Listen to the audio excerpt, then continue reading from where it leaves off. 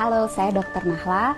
Lagi-lagi saya akan ngomongin tentang COVID-19 atau yang mungkin lebih dikenal sebagai virus corona. Mudah-mudahan belum pada bosan dan jangan sampai bosan dulu karena banyak sekali informasi sekarang yang beredar, belum tentu betul, masih banyak hoax-hoax yang harus dibasmi, dan bagi teman-teman yang bisa mendapatkan banyak informasi, semoga dapat juga meneruskan informasi ini karena apa yang kita lakukan harus kita mulai dari diri kita sendiri dan kita ajak teman-teman di sekitar kita untuk melakukan hal yang sama. Yang mau kita bahas dan mau saya tekankan sekali lagi adalah bahwa virus corona ini atau yang dinamakan virus SARS-CoV-2 ini adalah virus yang sangat baru. Apa dampak dari fakta bahwa ini adalah virus yang baru? Yang pertama, berarti kita belum tahu pasti sifat dari virus ini. Yang kedua, kita belum tahu pasti efek dan berapa lama efek yang akan disebabkan oleh virus ini. Yang ketiga, belum ada obat yang betul-betul efektif untuk melawan virus ini. Yang keempat, belum ada vaksin yang bisa mencegah seseorang untuk tidak terinfeksi virus ini. Jadi itu yang teman-teman harus selalu ingat. Informasi ini bukan untuk membuat teman-teman panik, tapi untuk membuat teman-teman lebih waspada bahwa memang apa yang sedang kita hadapi ini betul-betul nyata. Dan bersama-sama kita bisa mencegah penularan virus ini lebih luas. Secara umum ketika virus masuk ke dalam tubuh kita, gejala yang ditimbulkan itu mirip-mirip. Demam, sakit kepala, lemah, letih, lesu, pegel-pegel, seperti itu. Bagaimana dengan virus yang masuk spesifik langsung ke infeksi saluran pernafasan? Ada pilek, hidung meler, hidung tersumbat, nyeri tenggorokan, batuk, sesak nafas, nyeri dada. Gimana dengan virus SARS-CoV-2 atau virus corona? Gejalanya sangat bervariasi. Jadi gejala-gejala yang tadi saya sebutkan itu bisa ada pada orang yang terinfeksi virus ini. Dan juga jumlah gejala yang timbul itu juga bervariasi. Apa sih yang menyebabkan gejala ini sangat bervariasi? Daya tahan tubuh masing-masing orang. Jadi kalau kita nih yang sebagai anak muda, sehat, nggak ada penyakit, daya tahan tubuhnya baik, kemungkinan gejala yang kita alami ketika kita terinfeksi virus ini sangat ringan atau bahkan sama sekali tidak ada gejalanya. Sekali lagi saya tekankan, orang dengan daya tahan tubuh yang baik itu bisa tidak ada gejalanya walaupun virusnya sudah ada di dalam tubuh kita. Dan orang dengan daya tahan tubuh yang baik, dia mampu menyembuhkan dirinya sendiri karena pada dasarnya virus itu memang self-limited disease.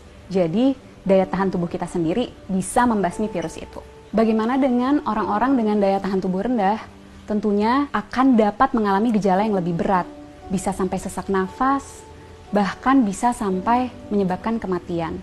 Siapa saja sih orang-orang yang kita tahu daya tahan tubuhnya rendah? Yang pertama, orang tua yang usianya di atas 60 tahun. Yang kedua, orang-orang dengan penyakit penyerta. Penyakit penyerta itu apa?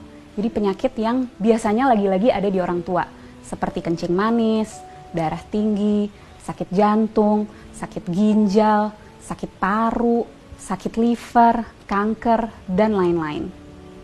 Nah, orang-orang inilah yang akan sangat menderita ketika dia terinfeksi oleh virus SARS-CoV-2 atau virus corona ini.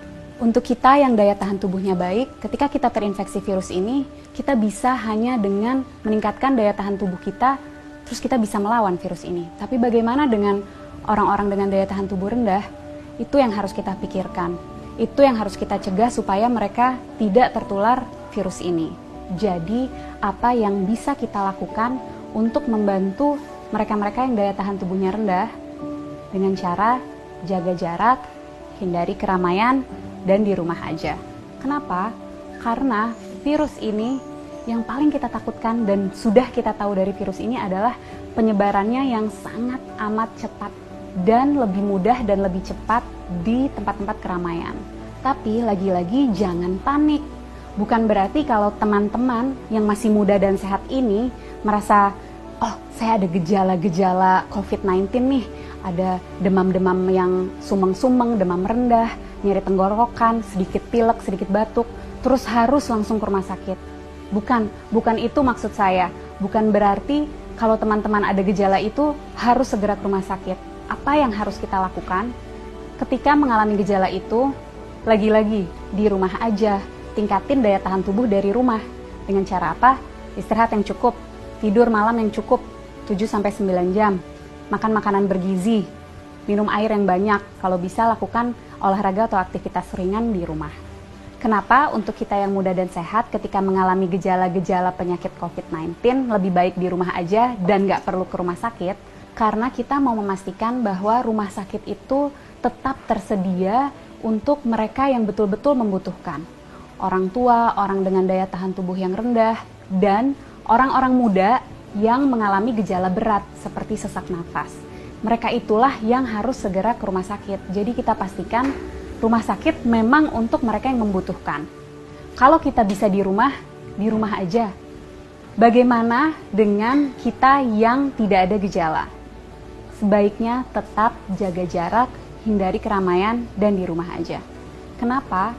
Karena seperti yang tadi sudah sempat saya jelaskan, orang dengan daya tahan tubuh baik bisa jadi tidak menimbulkan gejala apapun.